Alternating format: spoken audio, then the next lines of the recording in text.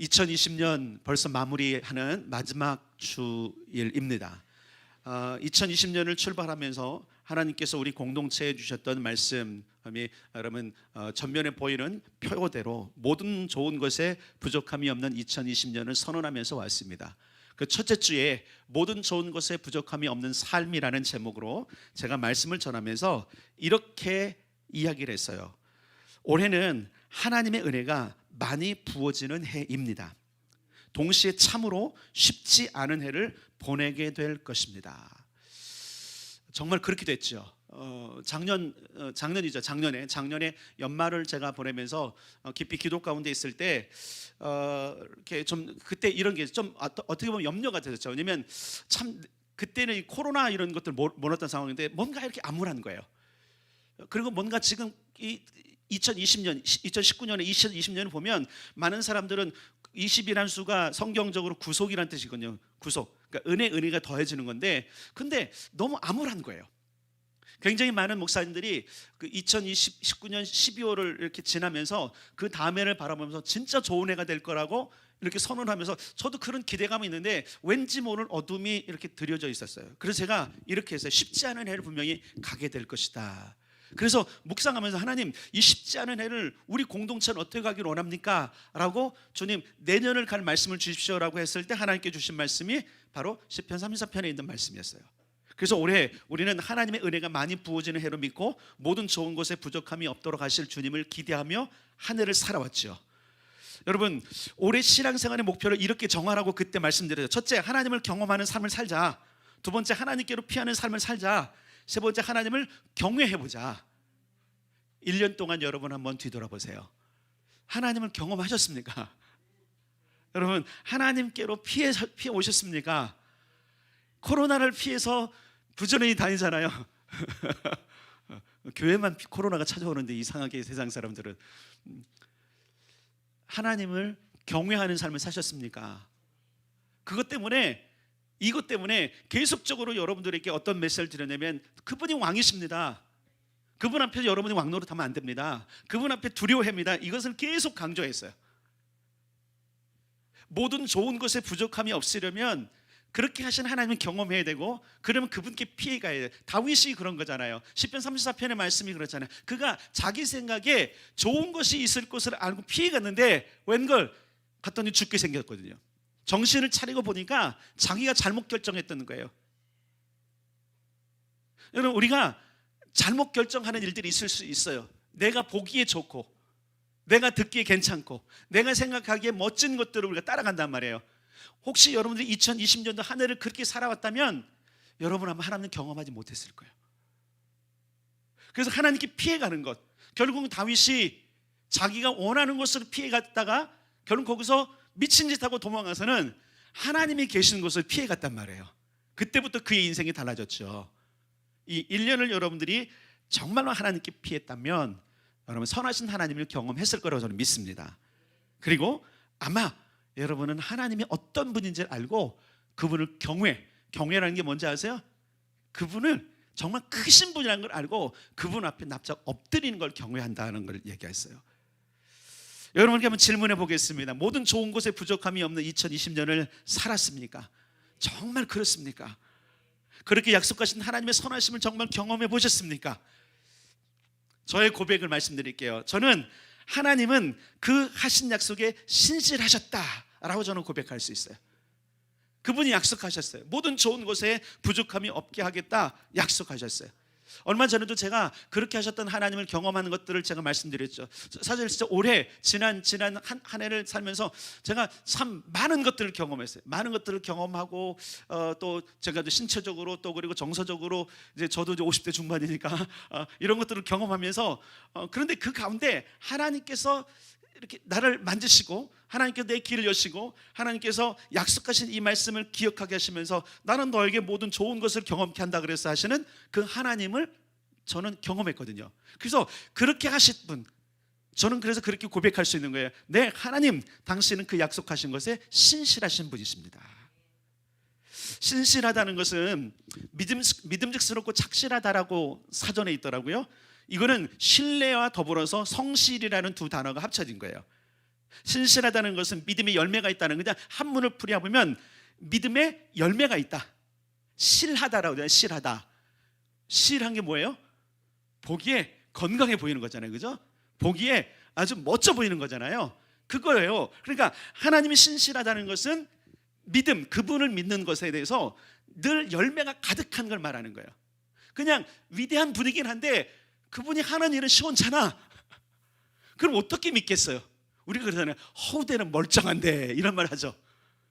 아니, 하나님이 허우대가 멀쩡하신 분, 이런 분 아니란 말이에요. 허우대만 멀쩡하신 분이 아니라 진짜 그분은 실하신 분이에요. 이렇게 표현드려서 죄송하지만 그분은 정말로 진실함, 그분의 성실함이 가득 넘치는 분이에요. 저는 그것을 올 한해 고백할 수 있어요.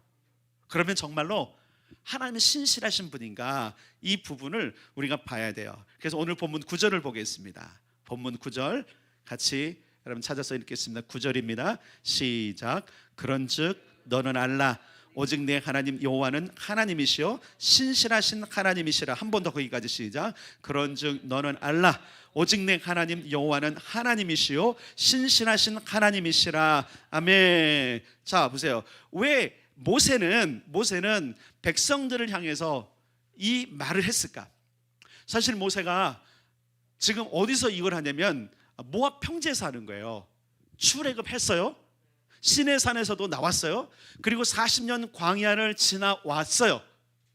그리고 이제 저 앞에 가나안 땅이 있어. 가나안 땅을 바라봤는데 주님이 비극적인 말씀을 하시는 거예요. 종아, 너는 못 간다.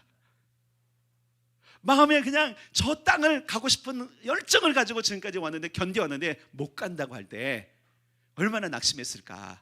그런데 그는 담대하게 사람들, 백성들 앞에 이렇게 말하고 있어요. 너희는 알아야 될 게 있어. 잘 보세요. 모세가 이때쯤 되면 실망감이 있어서 하나님 신실하지 않아요, 이렇게 될 수도 있어. 왜? 너 저 땅 못 가. 아니, 민족이 약속하셨잖아요. 조상들에게 약속하셨잖아요. 저 땅 들어가게 한다고 하셨잖아요. 내가 여기까지 왔는데 저기를 못 간다고요? 그러니까 그 기간에 굉장히 하나님께 섭섭한 마음이 많이 들 수 있어요. 몇 번을 했어요. 몇 번. 하나님 진짜 못 갑니까? 저기 좀 가보면 안 됩니까? 그래서 하나님께서 환하게 볼 수 있는 곳으로 안내하시죠. 모압 평지에서는 안 보이니까 저 땅 산으로 올라가. 그래서 그 비스가산이라는 그 산에 올라가서 다 보게 하세요. 마음껏 봐, 마음껏 봐. 근데 넌 못 들어가. 그리고선 마지막 거기서 죽죠. 무덤이 어딘지도 모르죠. 이것을 이미 알고 있던 모세가 그때쯤 되면 진짜 말 그대로 하나님 신실하지 못해요라고 고백해야 되는데, 백성들에게 이렇게 말해요. 너희는 분명히 알 게 있어. 하나님은 신실하셔. 왜 그럴까요? 자, 오늘 6절부터 살펴볼 거예요. 왜 그렇게 말할 수 있는지. 자, 6절 읽겠습니다. 시작. 너는 여호와 내 하나님의 성민이라.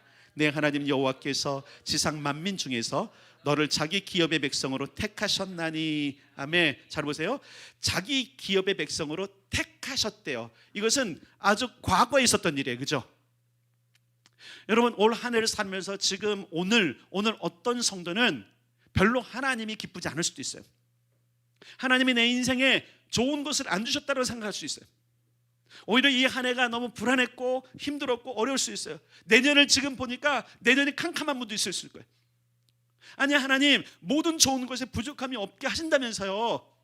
왜 내 인생이 이렇게 됐습니까? 왜 나는 2021년을 지금 희망으로 못 바라봅니까? 라고 여러분 지금 그렇게 하고 있는 사람도 있을 수 있어요. 근데 여러분이 알 게 있어요. 어떤 거냐면, 여러분 이스라엘 백성들이 지금 오늘 이 모압 평지에서 이 말씀을 듣고 가나안 땅을 바라볼 때까지, 거기 올 때까지 적어도 그들은 약 500년을 지나왔어요. 물론 거기 있는 사람들이 500년을 지난 건 아니에요. 500살씩이나 살았어요. 그게 아니란 말이에요. 그 약속을 받은 지가 500년이란 말이에요. 7절도 보니까, 자 7절도 읽겠습니다. 시작. 여호와께서 너희를 기뻐하시고 너희를 택하심은 너희가 다른 민족보다 수요가 많기 때문이 아니니라. 너희는 오히려 모든 민족 중에 가장 적으니라. 예, 여기 보세요. 너희 민족을 내가 택했는데 수요가 많거나 뛰어나서 그런 게 아니야. 너희는 어떻게 보면 더 연약해. 여러분, 하나님은 누군가가 뛰어나다고 선택하는 분이 아니세요. 때로 여러분 자신의 모든 상황들을 보면 나는 보면 보기에 비루해. 능력도 없어. 그런데 하나님이 날 택하셨단 말이지. 내게 약속하신단 말이지. 여러분 그렇습니다. 하나님은 연약해 보이는 여러분도 선택하셨습니다. 그리고 8절에 뭐라고 말하냐면 너희를 사랑하셔서 너희 조상들에게 맹세하신 것을 나는 지키기 위해서 하나님께서 거기서 바로왕 애굽왕 바로의 손에서 너희를 속량 구원해 내셨다. 그러면서 뭐라 그러냐면 그렇기 때문에 너희는 알아야 되는 게 뭐냐면 하나님은 신실하다라는 거예요. 자, 6절, 7절은 적어도 500년 전에 약속하신 것이고 불과 40년 전에 그들은 뭘 경험했어요? 바로의 손에서 건져냄을 경험했단 말이에요. 이 얘기 뭐냐면 하나님의 약속이 500년 전에 하셨던 약속이 지금 너희 앞에서 이루어졌다는 것을 이야기하는 거예요. 여러분 신뢰는 어디로부터 쌓여지냐면 약속이 진행되는 걸 통해서 쌓아지는 거예요. 여러분 주변 사람들에게 신뢰를 받고 있습니까? 약속하신 것을 잘하고 있습니까? 가끔씩 보니까 목사가 신뢰받기 좀 힘든 직종의 한 사람이더라고요. 이렇게 어떤 얘기를 하는데 교회에서 뭐 하자 그럴 때 갑자기 또 상황이 바뀌면 안 하고 목사님은 뭐 또 한다 그래 안 한다 그랬다가 이유가 있는 것이죠. 근데 하나님께서 이 약속을 언제 하셨냐면 창세기 17장에 보니까 물론 12장부터 13장부터 주님께서 아브라함을 불러서 말씀하셨는데 창세기 17장에 이렇게 말했어요. 내가 내 언약을 나와 너 및 내 대대 후손 사이에 세워서 영원한 언약을 삼고 너와 내 후손의 하나님이 되리라 라고 500년 전에 누구와 약속하셨냐면 아브라함과 약속하셨어요. 그리고 지금 모압 평지에서 모세 설교를 듣고 있는 사람들은 누구 후손이죠? 누구의 후손? 아브라함의 후손. 맞죠? 그죠? 예, 몇 명 안 돼서 지금 대답이 좀 시원찮긴 한데 아브라함이에요. 가져가서 대답해 보세요. 누구의 후손이라고요? 아브라함의 후손이에요. 지금 여기 한 200만 명이나 되는 200만 명이 되는 수많은 사람들 때 그는 500년 전에 약속을 지금 경험하고 있는 사람이라는 거예요. 500년이 지나도 잊지 않으시고 500년이 지나도 변하지 않으시고 500년이 지나도 결국은 그 약속을 지키시는 하나님. 그러니까 너희는 알 게 뭐냐면 알아야 될 게 뭐냐면 하나님은 신실하다는 거예요. 여러분 약속한 거 5년 뒤에 기억하면 참 잘 기억하는 거예요. 그죠? 50일 뒤에 기억하는 거 잘하는 거예요. 어떤 사람은 5일 뒤에도 기억 못하는데 뭐 50년을 아니 500년을 기억하시고. 창세기 18장에 보면 하나님께서 소돔과 고모라를 멸하시기 전에 아브라함을 찾아올 때 하나님 세 분 하나님이 이렇게 말씀하세요. 세 분 하나님이 아브라함은 강대한 나라가 되고 천한 만민은 그로 말미암아 복을 받게 될 것이 아니냐. 내가 그로 그 자식과 권속에게 명하여 여호와의 도를 지켜 의와 공도를 행하게 하려고 그를 택하였나니 이는 나 여호와가 아브라함에게 하여 말한 일을 이루려 함이니라. 자, 소돔과 고모라를 멸하기 전에 하나님께 천사를 보내셔서 이제 천사로 이제 나타나신 거죠. 아브라함을 찾아오시기 전에 삼위일체 하나님이 서로 이렇게 말씀하시는 거예요. 그를 강대한 나라로 만든다 그랬고 내 친구 같은 자고 이 지금 그가 그 땅에 거하고 있는데 그리고 그를 통해서 세상 만민을 다스리고 내 법도를 다스릴 자로 내가 선택했는데 그에게 말해야 될 게 아니냐. 자, 뭐예요? 하나님도 천상에 계신 분도 세 분이 모여서 그러는 거예요. 기억하십시오. 기억하십시다. 저 아브라함은 우리가 결정했지 않습니까? 그 세 분이 막 이렇게 그냥 막 회의하는 게 아니라 한 분이시지만 그런 회의를 하시는 거예요. 그냥 얘기를 하시는 거예요. 그러니까 저 아브라함의 약속한 건 반드시 이루어야 됩니다. 왜? 우리가 그 약속을 이뤘지 않습니까? 짐승의 쪼갠 사이로 우리가 지나갔고 만약에 이루지 않으면 저것처럼 쪼개진다고 우리 스스로 서였기 때문에 이건 반드시 이루어야 됩니다. 요거는 근데 약속하고선 창세기 18장은 약속이 얼마 안 지나서 이렇게 하신 거예요. 근데 500년이 지난 후에 이럴 수 있잖아요. 이스라엘 백성들은 그 하나님의 약속을 까마득히 잊어버릴 수도 있죠. 그렇죠? 500년이 지났어. 그것도 500년 지났다면 세대가 몇 세대를 지나면서 머릿속에 지워지고 약속을 기억 못할 수도 있단 말이에요. 그러면 안 지켜도 돌멩이 들고 와서 하늘을 던질 사람 없어요. 그런데 하나님은 기억하시더라는 거예요. 여러분 이것을 기억하셔야 돼요. 하나님은 그분이 하신 약속을 잊어버리지 않으세요. 이게 너무 멋진 거예요. 왜 우리가 하나님을 섬기는 것이 복된 거냐면 그분은 우리 인생을 향해서 약속하신 것을 절대 잊어버리지 않으세요. 그래서 그것을 인생의 어느 순간에 이루세요. 아멘. 그런 분이세요. 그런 분이세요. 모든 좋은 것에 부족함이 없게 하리라는 말씀을 올해로 제한하지 말기를 바랍니다. 물론 올해 모든 좋은 것에 부족함이 없는 2022년이라 했어요. 그런데 요 해만이라고 그러진 않았어. 내년에도 그 후에도 계속 그렇게 하시는 하나님은 신실하신 분이십니다. 신실하신 하나님을 믿는 믿음에 요동함이 없기를 축복합니다. 올해의 약속뿐 아니라 이전에 하신 약속, 이후로 하실 약속을 반드시 지켜내신 하나님을 굳게 믿는 믿음의 성도들이 다 되기를 주님의 이름으로 축복합니다. 우리의 믿음을 굳게 하는 좋은 방법이 있어요. 자, 보세요. 자, 그래, 하나님이 신실하셔? 그럼 나도 그걸 믿으면 되는데 어떻게 나는 변하지 않고 그럼 나도 그 믿음을 가질 수 있을 것인가를 우리는 생각해 볼 수 있고 방법이 있는데 따라서 하겠습니다. 하나님의 명령, 규례와 법도, 율례를 알고 행하는 것. 예, 여러분 9절을 한 번 더 읽겠습니다. 9절 한 번 더 읽겠습니다. 시작. 그런즉 너는 알라 오직 내 하나님 여호와는 하나님이시요 신실하신 하나님이시라. 그를 사랑하고 그의 계명을 지키는 자에게는 천대까지 그의 언약을 이행하시며 인애를 베푸시되. 아멘. 자, 보세요. 아직 이스라엘 백성들 아브라함에게 약속받아서 모압 평지에 올 때까지 아직 천대가 안 지났어요. 천대가 되려면 약 30살이 한 대, 1대라고 생각하면 3000년이 지나도 잊지 않으신데 계속 간대. 고작 여기 지금 있는 사람들은 거의 20대 조금 넘었어. 600년 정도니까 뭐 600년 이런 거 다 치고는 이제 20대밖에 안 돼. 1000대를 기억하시는데, 그렇다면 여러분 한번 생각해 보세요. 하나님은 절대로 그분이 하신 약속을 잊어버리지 않고 그것을 이 땅에 행하시는 분이라는 사실이에요. 근데 그것을 어떻게 우리 가슴 속에 굳건하게 둘 수 있냐면 바로 그 계명을 기억하는 거예요. 우리도 그 계명을 근데 그 계명을 잊어버릴 수 있어요. 근데 어떻게 그것을 기억할 수 있냐면 따라서 하십니다. 성경의 율례를 지키는 것. 그래서 11절에도 뭐라고 말씀하셨냐면 11절 다 같이 또 읽겠습니다. 시작. 그런즉 너는 오늘 내가 내게 명하는 명령과 규례와 법도를 지켜 행할지니라. 아멘. 얘들아 기억해라. 하나님은 신실하셔서 잊어버리지 않으셨어. 500년 전에 그것을 이루었어. 그리고 약속하시길 1000대까지 이룰 거야. 이것을 너희들이 잊지 않고 그 믿음을 지탱하려면 뭐라고 말씀하냐. 그런즉 그러므로 너희는 오늘 내가 너에게 지금 말하고 있는 규례와 법도와 명령을 지켜 행하면 돼. 몇 년 전에 신명기 말씀이 제게 이렇게 쭉 다가왔을 때 저는 그 말씀이 너무나 감사했어요. 아, 이게 복받는 비결이고 이것이 하나님 나라 시민권을 가진 사람들의 삶이구나. 상속자는 이렇게 살아야 되는구나. 그래서 규례와 명령과 법도를 따라하는 것, 말씀대로 사는 것이 얼마나 소중한지를 그 한 해 동안 제가 엄청나게 많이 강조를 했어요. 그리고 몇 년이 지나왔어요. 여전히 제 메시지 가운데서는 여전히 규례와 명령과 법도를 지키는 것이 얼마나 중요한지가 계속 입에서 나오고 있죠. 왜? 너무 중요한 것이기 때문에 그러는 거예요.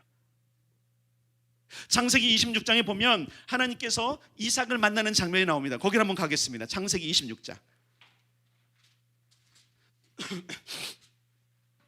창세기 26장 1절부터 5절까지만 읽겠습니다. 창세기 26장 제 성경으로는 35페이지, 구약성경 35면 다 찾으세요. 가정에서도 다 찾으시고 찾아서 함께 읽겠습니다. 진짜 확실한지 어떻게 말씀하셨는지 한번 읽겠습니다. 1절부터 5절 시작. 아브라함 때 첫 흉년이 들었더니 그 땅에 또 흉년이 들매 이삭이 그랄로 가서 블레셋 왕 아비멜렉에게 이르렀더니 여호와께서 이삭에게 나타나 이르시되 애굽으로 내려가지 말고 내가 네게 지시하는 땅에 거주하라. 이 땅에 거류하면 내가 너와 함께 있어 네게 복을 주고 내가 이 모든 땅을 너와 네 자손에게 주리라. 내가 네 아버지 아브라함에게 맹세한 것을 이루어 네 자손을 하늘의 별과 같이 번성하게 하며 이 모든 땅을 네 자손에게 주리니 네 자손으로 말미암아 천하 만민이 복을 받으리라. 이는 아브라함이 내 말을 순종하고 내 명령과 내 계명과 내 율례와 내 법도를 지켰음이라 하시니라. 아멘. 자, 이삭에게 말하면 너 복을 받을 거야. 그 이유는 내가 아브라함에게 약속했고 나는 잊지 않았고 아브라함도 그것을 잊지 않고, 잘 보세요, 하나님은 절대 잊어버릴 수가 없으시죠, 그분은. 그죠? 없으세요? 우리는 잊을 수 있는데 아브라함이 그것을 잊지 않았던 비결을 얘기하고 있어요.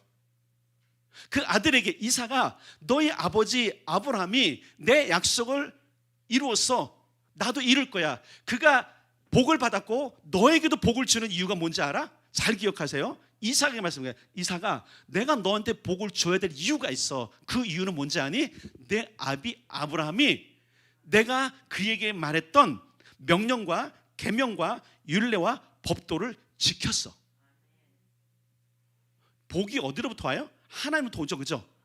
근데 그 통로는 뭐냐면 내가 하나님께서 말씀하신 그 명령을 지킬 때에 그것이 어떻게 되는 거예요? 이루어진다라는 거예요.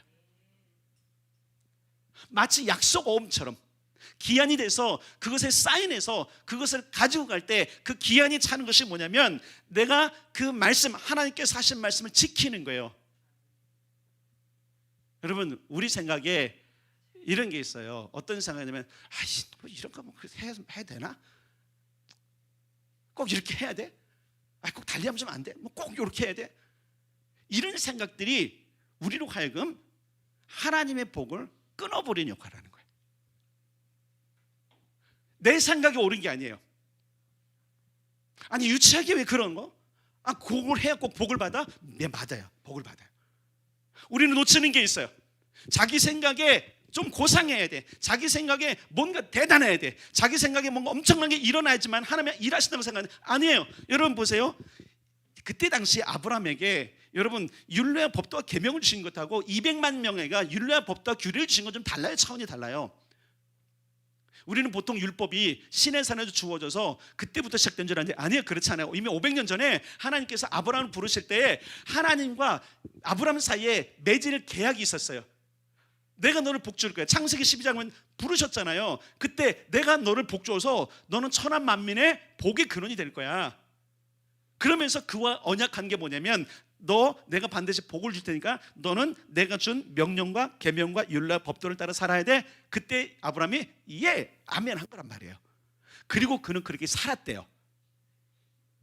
여러분, 조상 아브라함이 그 모든 것을 이루어서 복을 받았어요. 그리고 자손만대 약속한 대로 500년이 흐른 뒤에 그 수많은 200만 명의 그 후손들이 지금 앞에 보이는 적과 꿀이 흐르는 땅을 좀 바라보며 지금 있단 말이에요.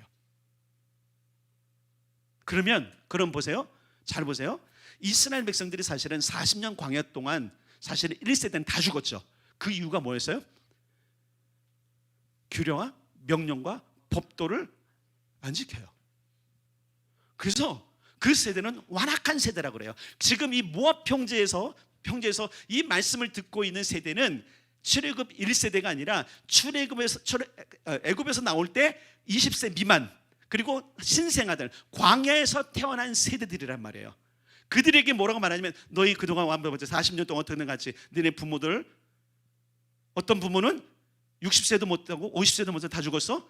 너네 부모 중에 누구는 그냥 죽었어? 그런데 기억할 게 있어. 그럼에도 불구하고 하나님은 너희들 저 땅으로 보낼 거야. 이게 모세 설교란 말이에요. 그러면서 뭐라 그래요? 너희는 기억해라, 알아라. 하나님은 신실하신 분이시다.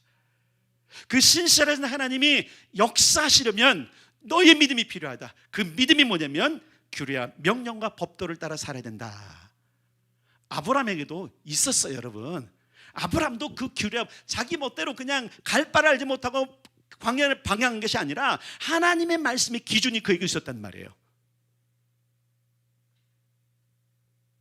출애굽한 이스라엘 백성들 시내산에 도착하기 전에 이미 하나님은 그들에게 법도를 주셨어요. 사실 저는 이렇게 봐요. 이스라엘 백성들이 400년 그 애굽 생활하고 어느 기간은 거의 노예처럼 살았잖아요. 그 노예처럼 산 기간에도 그들은 여호와의 규례와 명령과 법도를 지켰다고 전 봐요.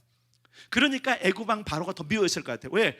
바로가 신인데 이놈들은 보니까 다른 포로민들과 다르게 이놈들은 절대로 경배를 잘 안 하는 거야. 그러니까 이놈들 봐라, 이놈들 죽도록 일어나라. 아마 이랬을 가능성이 커요. 그래서 가능성이 커요. 왜냐면 잘 보세요, 여러분. 애굽이 사용했던 그 정책 중에 하나가 뭐냐면 융화 정책이거든요. 누구든지 흡수될 수 있어요. 그래서 애굽은 여러분, 애굽은 순수 혈통이 아니에요. 애굽 사람들은 정권이 많이 바뀝니다. 혈통이 바뀝니다. 그만큼 융화됐단 말이에요. 그런데 융화되지 않는 놈들 몇몇 명 있었어요. 그중에 가장 큰 그룹이 히브리 민족인 거예요. 강을 건넌 놈들. 그러니까 그렇게 융화 정책을 써도, 회유책을 써도 안 하니까 이놈들은 눈에 가시가 박혔어. 결국은 요셉을 알지 못하는 왕이 드러나서는 이제 이놈들 니네 봐라, 니네 이제 중노동 해야 되면서 아마 노예 생활하지 않을까, 이런 저는 생각을 해봐요. 왜냐하면 그들의 부르짖음이 하나님께 들렸거든요. 아브라함의 하나님, 이삭의 하나님, 야곱의 하나님, 우리 민족을 향한 그 당신의 약속이 어디 있습니까? 이 얘기를 하나님이 들으셨단 말이에요. 이 얘기 뭐냐면 신실하신 하나님이 반응했다라는 얘기예요. 우리는 애굽에 있던 이스라엘 백성들이 아주 못된 백성들로 우리 안에 각인되어 있거든요. 저는 그렇게 안 봐요. 그렇게 안 봐요. 물론 노예 근성을 벗어내기 위해서 40년을 했다고 우리가 얘기를 하지만 분명한 것은 그들은 하나님의 약속을 기억한 거예요. 어떤 약속? 그분이 하셨던 율례와 규례와 명령과 법도를 지킴으로. 근데 노예 근성에 희석돼 버리니까 그분이 그들을 다시 끌어내자마자 또 다시 말씀하세요. 자, 출애굽기 15장으로 가겠습니다. 출애굽기 15장 22절부터 26절까지 105페이지에 있습니다. 제 성경 105페이지에 있습니다. 여러분도 105페이지인지 모르겠어요. 같이 읽겠습니다. 출애굽기 15장 22절부터 26절 시작. 모세가 홍해에서 이스라엘을 인도하며 그들이 나와서 수르 광야로 들어가서 거기서 사흘 길을 걸었으나 물을 얻지 못하고 마라에 이르렀더니 그곳 물이 써서 마시지 못하겠으므로 그 이름을 마라라 하였더라. 백성이 모세에게 원망하여 이르되 우리가 무엇을 마실까 하며 모세가 여호와께 부르짖었더니 여호와께서 그에게 한 나무를 가리키시니 그가 물에 던지니 물이 달게 되었더라. 거기서 여호와께서 그들을 위하여 법도와 율례를 정하시고 그들을 시험하실세 이르시되 너희가 너희 하나님 나 여호와의 말을 들어 순종하고 내가 보기에 의를 행하며 내 계명에 귀를 기울이며 내 모든 규례를 지키면 내가 애굽 사람에게 내린 모든 질병 중 하나도 너희에게 내리지 아니하리니 나는 너희를 치료하는 여호와임이라. 아멘. 자, 시내산은 언약 체결식이 있는 곳이고, 잘 기억하세요. 십계명이라는 돌판을 통해서 언약 체결을 위한 상징을 하신 것이고, 이미 하나님은 아브라함 때에 천민 하나님의 백성이 사는 율례와 법들 다 말씀하셨고, 잊어버릴 때쯤에 다시 그 200만 명이나 되는 자들을 통해서 그들이 어떻게 살아가게 될지를 수르 광야, 시내산 광야에 도착하기 이미 전에 말씀하신 거예요.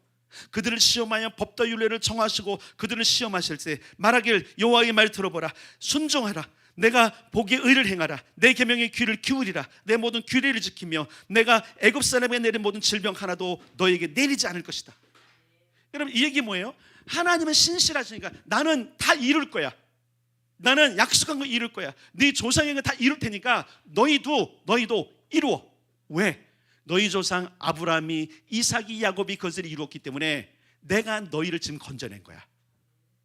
그러므로 너 민족에게 내가 한 일을 다 이루도록 너희도 움직여야 돼. 그 신명기 할 때 이랬어요. 따라서 합시다. 구원은 값없이, 축복은 값을 치름으로. 구원은 값없이 받아야. 그러나 우리가 하나님께 약속하신 축복은 그냥 이루어지지 않아요. 모든 좋은 것에 부족함이 없는 하나니까 그냥 룰루란 놀면서 아무것도 안 하고 신앙의 전진도 안 하고 하나님 찾지도 않고 하나님을 두려워하지도 않고 하나님을 따라가지도 않으면서 좋은 일이 일어날 거나, 여러분 자신 속이지 마세요. 그냥 이루어지는 일이 없어요. 그동안 여러분의 고집과 여러분의 생각과 그것들을 살아왔을 때 여러분의 삶이 나아졌어요? 이런 거 좀 나아지셨어요? 내 생각대로, 내 고집대로, 성경의 방법이 아니고 여러분이 살아온 삶이 나아졌습니까? 여러분의 마음이 평안해졌습니까? 아닐걸요. 하나님은 끊임없이 나는 신실함을 드러내세요. 그러면 너희는 신실하냐를 부르시는 거예요. 하나님의 신실함과 우리의 신실함은 분명히 차이가 있을 것입니다. 그러나 기억할 것은 뭐냐면 우리의 신실함은 무엇으로 증명하냐면 그분의 규례와 명령과 말씀을 지킴으로 증명되는 거예요. 하나님이 하신 그 엄청난 약속을 내 힘으로 이룰 수가 없어요. 근데 그분은 이루십니다. 아멘. 근데 우리가 할 일은 뭐냐면 그분이 하신 말씀을 이루는 거예요. 모세의 입술을 통해 들려진 하나님의 약속을 지켜 행하던 천대까지 언약을 이루신다라는 이 하나님의 약속, 이 신실하신 하나님의 하실 일을 우리도 기대해야 되지 않겠습니까? 여러분에게 하나님이 얼마나 많은 약속을 하실까요? 해마다 말씀 카드를 주면서 내가 너와 함께하리라. 특별히 저는 내년에 무슨 일이 있을까 지금 속에서 좀 두근거려요. 두려워하지 말라, 놀라지 마라. 저한테 이 말씀 주세요. 이 말씀 쉽게 안 뽑히잖아요, 그죠? 근데 두려워할 만한 일들이 있을 거니까 그런 거 아닐까요? 그래서 제가 지금 비장한 각오를 가지고 제가 제일 만창에 뽑았거든요. 비장한 각오를 가지고 주님, 네, 알겠습니다. 두려워 담대함. 근데 이 두렵고 담대하면, 두려워하지 않고 담대하면 사실 그분이 주시는 거거든요. 여러분, 해마다 또 그리고 순간순간마다 하나님께서 이런 메시지를 들려주시면서 여러분 가슴속에 새겨주신 약속들이 있단 말이에요. 그 약속 기억하세요. 주님 이루십니다. 이루십니다. 그래서 그분이 신실하신 거예요. 그럼 우리는 어떻게 될까요? 그 신실하신 하나님 앞에 우리가 말씀으로 반응해야 되는 거예요. 그게 뭐냐면 말씀대로 살기로 작정하고 몸부림치는 거예요. 여러분 한번 몸부림 쳐보셨어요? 말씀대로 살려고 한번 몸부림 쳐보셨어요? 말씀이 그러한가 한번 더 들춰보고 더 들어보고 내가 제대로 살고 있는지 한번 점검해 보셨어요? 그런 것도 없이 복이 올 거야, 그런 것도 없이 나는 잘 될 거야, 안 돼요. 여러분, 죄송하지만 안 돼요. 성경은 정확하게 우리가 어떻게 해야 복을 받는지 기억하고 있어요. 천대까지 너희들이 복을 받기 원하느냐? 그럼 내 계명과 율례와 법도에 순종해라. 이것이 하나님의 메시지라는 사실을 여러분들이 기억하길 바랍니다. 올 한 해 모든 좋은 것에 부족함이 없게 하시겠다는 그 하나님의 말씀 앞에 여러분들이 순종하고 기억하고 여러분들이 올 한 해 몸부림쳐 왔다면 정말 많은 좋은 것들을 경험하셨을 거예요. 그리고 아까 이런 얘기했습니다. 이것을 올해로 끝내지 말자. 그렇다면 이제 우리가 뭐 하면 되죠? 우리도 해야 될 일이 있어요. 여러분, 신앙은 그냥 주는 거 받아 먹는 게 아니에요. 여러분, 축복은 여러분 침노하는 겁니다. 침노하는 만큼 얻습니다. 그냥 마냥 있으니까 없는 거예요. 여러분, 죄송하지만 침노하십시오. 열정을 가지십시오. 극성스럽게 다가가십시오. 고민하십시오. 몸부림쳐 보십시오. 그러면 하나님은 채우십니다. 그렇게 새해를 살아가기를, 이 한 해를 마무리하기를 주님의 이름으로 축복합니다. 말씀대로 믿고 살았을 때에 하나님은 우리에게 놀라운 경험을 하게 하세요. 맞죠? 그런 경험을 하신 분이 우리 교회에 있어서 오늘은 그분을 모시고 간증을 좀 듣도록 하겠습니다. 우리 김정인 집사님을 박수로 환영하겠습니다. 나오세요, 집사님.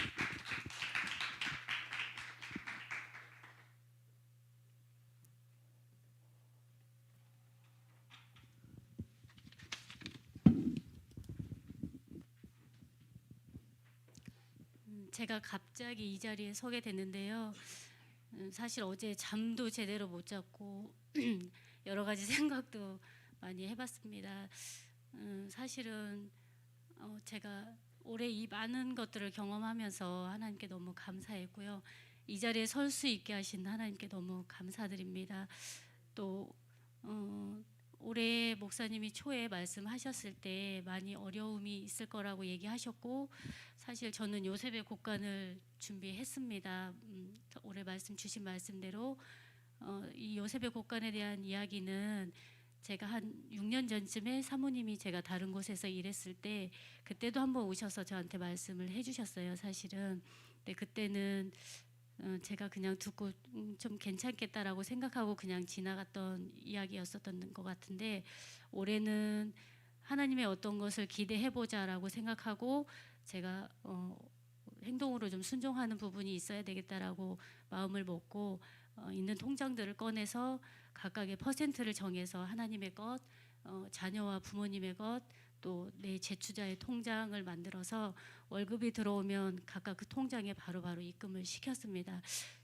제가 사실은 좀 보기와는 달리 굉장히 어려운 삶을 많이 살았는데, 그때 제가 많이 전략하고 아끼고 저금했었던 습관이 있었는데 어느 순간 저도 그런 것을 하지 못하고 또 그냥 되는 대로 사용하고 쓰고 이런 제 모습을 보고 이번에 다시 결단하면서 재정에 대한 훈련을 다시 한번 시작해보자라는 마음도 있었기 때문에 그렇게 시작을 했습니다.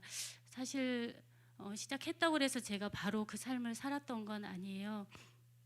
한두 달 정도는 다시 그 돈을 찾아서 쓰고 그렇게 했지만 시간이 지나면서 곳간에 돈이 이제 채워지기 시작하는 것을 경험했고 올해 사실 저희 엄마가 칠순이셨어요.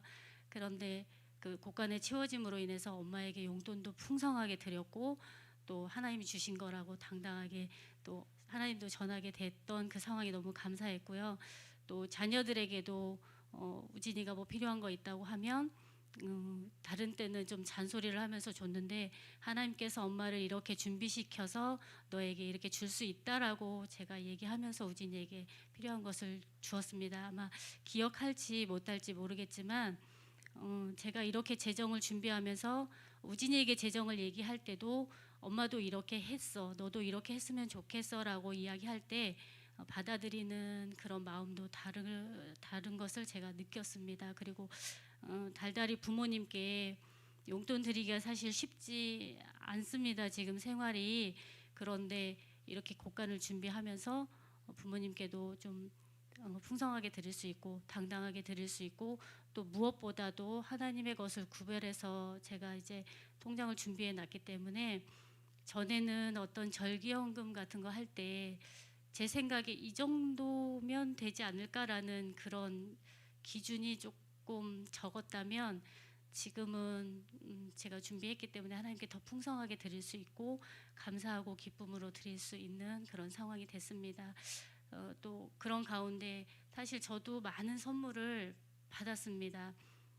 현우한테는 제가 끊임없이 줘야 된다라고 생각했는데 정말 생각지 않은 뜻하지 않은 선물들을 현우를 통해서 정말 많이 받았고요. 또 제가 올해 이런 것들을 실천해 가면서 정말 많은 감사의 고백이 많이 나왔고 저 많이 울었습니다. 하나님께 너무 감사해서 제 삶이 많이 힘들었고 정말 고통스러웠고 하나님 저는 왜 이렇게 끝이 없이 힘이 드는 걸까요? 라고 정말 하나님은 계시는 게 맞나요? 라고 이렇게 살았던 삶들이었는데 올해 제가 처음으로 그 고백을 했습니다. 하나님 이 어려움을 통해서 정말 하나님을 알게 해주셔서 감사하고 저를 이 어렵게 하신 이유가 분명히 있었던 것에 감사하고 이 감사할 수 있는 상황에 너무너무 감사했습니다. 그리고 사실은 제가 굉장히 올해 여러 가지 정말 많은 일들이 있었는데 그 중에 하나가 또 제가 정말 용서할 수 없는 그런 상황에 있는 사람이 있습니다. 그런데 하나님께서 여러 가지 문제 가운데 중심에 있는 그 사람이 제가 그 문제를 해결하기 위해서 어떻게 해서든지 그 사람하고는 부딪히지 않고 제가 해결하고 싶어 했는데 하나님께서는 결국 그 사람과 부딪힐 수 있는 상황을 만드셨습니다. 솔직히 하나님이 이렇게 어떻게 뿅 하고 그 일을 해결해 주셨으면이라고 저는 움직였으니까 하나님 이제는 좀 어떻게 뿅 하고 해결해 주세요라고 생각을 했는데 하나님 마음은 그게 아니셨던 것 같습니다. 그래서 저에게 계속 용서하라는 마음을 주셔서 제가 심리적으로 굉장히 많이 힘들었습니다. 용서할 수가 정말 없었거든요. 그래서 제가 울면서 계속 그렇게 기도했습니다. 하나님 내가 왜 용서해야 되나요? 나는 저 사람에게 용서를 정말 받아야 되는 사람인데 제가 왜 저 사람을 정말 용서해야 되냐고 제가 울면서 기도했을 때 하나님께서 내가 너를 더 사랑하기 때문에라고 말씀해 주셨습니다. 그래서 그 사람을 제가 정말 용서한다라고 이야기를 했습니다. 그렇게 하고 나서 그 일에 직접 제가 나서서 사실 지금 일이 다 해결된 거는 아니에요. 이제 너무 오랜 기간 동안 단단히 묶여있던 어떤 매듭이기 때문에 그 매듭에 이제 여기 이 매듭이 있구나라는 정도의 답을 찾았을 뿐입니다. 그러나 저는 이제 그 일을 수종했고 하나님께서 이제 그 일들을 풀어가실 것을 믿습니다. 왜냐하면 하나님께서 약속하셨기 때문에 저는 약속을 지키시는 신실하신 하나님을 믿습니다. 그리고 요셉의 곡간을 준비하면서 올해 정말 어려울 것 같다라는 생각을 저도 했지만 사실 주변 사람들을 통해서 전 정말 많이 풍성하게, 또 제 일을 통해서 저는 월급이 아닌데도 불구하고 주변에 많은 돕는 사람들을 보내셔서 하나님께서 풍성하게 먹이셨습니다. 그래서 더 많이 나눌 수 있었음에 너무너무 감사드리고요. 또 한 가지 고백하자면, 제가 예전에 정말 많이 힘들었을 때 구제에 대한 마음을 하나님께서 주셨었어요, 사실은. 근데 그걸 제가 잊어버리고 살았습니다. 그때 제 입장에서 제가 구제라는 이야기를 할 때는 사람들이 그렇게 말했을 수도 있어요. 너나 구제해라 라고 말할 정도로 제가 굉장히 어려웠었는데, 이 풍성함을 지나면서 하나님께서 다시 생각나게 해주셨어요. 때때마다 거룩한 부담감을 주셨는데 그때마다 하나님께 순종했고, 또 이제 다 순종하지 못한 것도 있지만 반드시 그것을 제가 순종할 수 있도록 이루실 하나님을 저는 약속을 믿고 기대합니다. 사실 저는 내년이 더 많이 기대가 됩니다. 다 어려운 상황이 될 거라고도 생각하지만 그리 아니하실지라도 정말 감사하고요. 이렇게 사랑을 많이 부어주신 하나님께 정말 감사하고, 또 제가 어려울 때마다 기도 부탁하고, 저도 사실 힘들 때 있고 씩씩하게 살아가는 것 같지만 저도 외로울 때 있고 지칠 때 있고 정말 슬플 때도 있고, 그럴 때마다 기도 부탁하고 찾아가면 위로해 주시고 용기 주시고 또 기도도 많이 해주신 아리울 성도님들 정말 감사하고 사랑합니다. 감사합니다.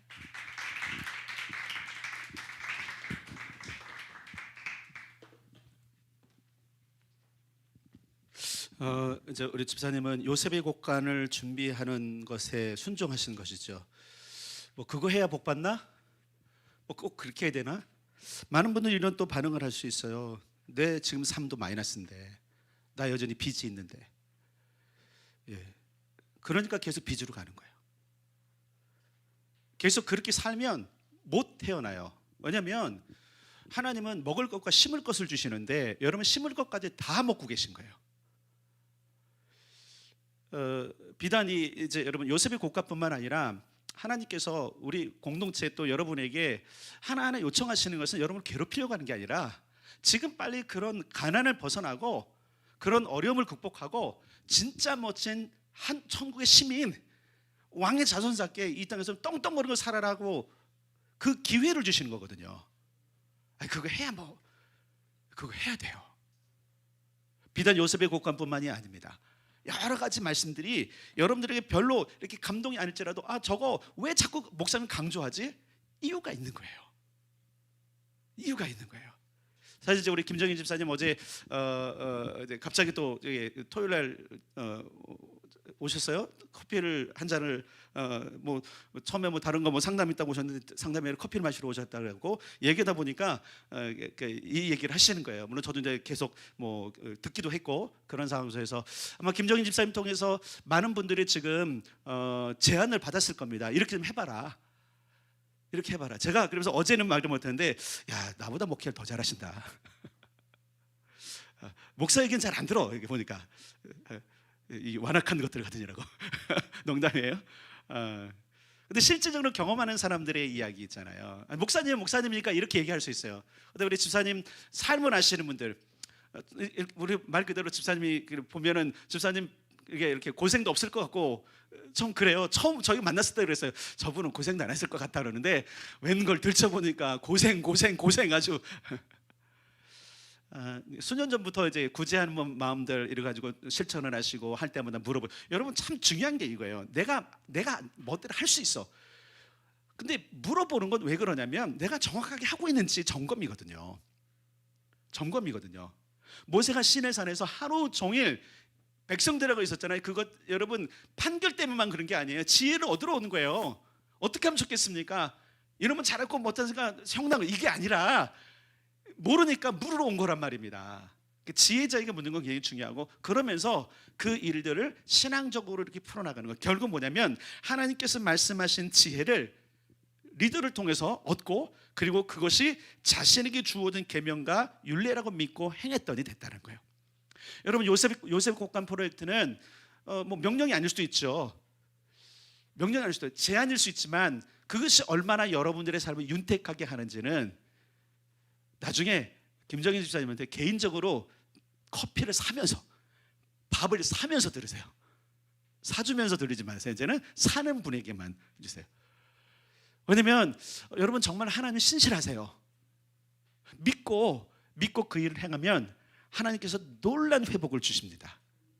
사실 내년에 이제 여러 가지로 고민을 하면서 이제 내년의 표 또 그리고 내년에 어떤 메시지가 필요한지 이런 것들을 고민하고 있을 때 어제 집사님 만나면서 한 번 더 컨펌을 받았기 때문에 내년엔 상속자에 관한 것들을 계속 할 거예요. 내년은 진짜 굉장히 중요한 해입니다. 집사님이 그래서 내년이 더 기대된다고, 저도 내년이 더 기대돼요.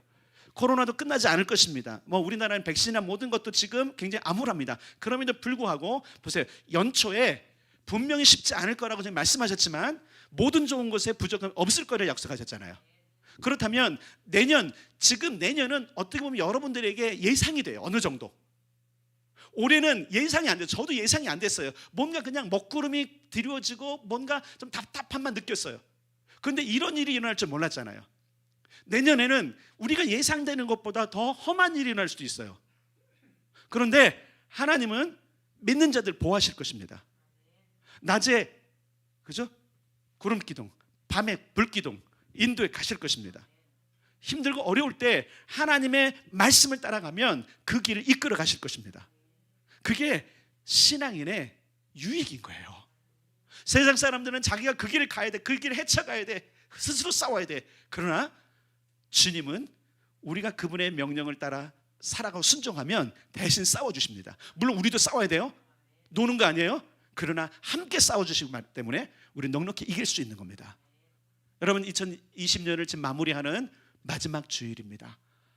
이 마지막 주일에 이런 간증을 듣게 된 거 감사하고 조금 더 깊이 디테일하게 하기를 원했는데 사실은 이제 좀 이렇게 떨리는 어제 갑자기 잠도 안 왔을 거예요. 갑자기 제가 어저께 갑자기 뇌물을 하나 주면서 왜냐면 어제 괜히 그 자리를 만난 게 아니더라고요. 그래서 제가 내일 아침에 여기 나와 있으면 하는 걸로 알고 안 나오면 안 하는 걸 알게요. 이러면서 나는 그러면 반간접적으로 할 줄 믿고 이렇게 했는데 굉장히 떨었을 거예요. 그러니까 원고가 써지겠습니까? 보통 하려면 벌써 한 달 전부터 막 준비하고 해야 되는데 나중에 좀 자세하게 원고 쓰셔서 한 번 더 할 수 있는 기회. 이런 간증들이 계속 일어나면 좋을 것 같아요. 내가 뭔가 많은 것을 얻었다가 아니라 여러분 중요한 것은 하나님이 신실하다는 거예요. 그 신실한 하나님을 내년에도 경험하게 되기를. 아멘. 그럼 우리 아이들 공동체 됩시다. 그런 상속자가 한번 돼봅시다.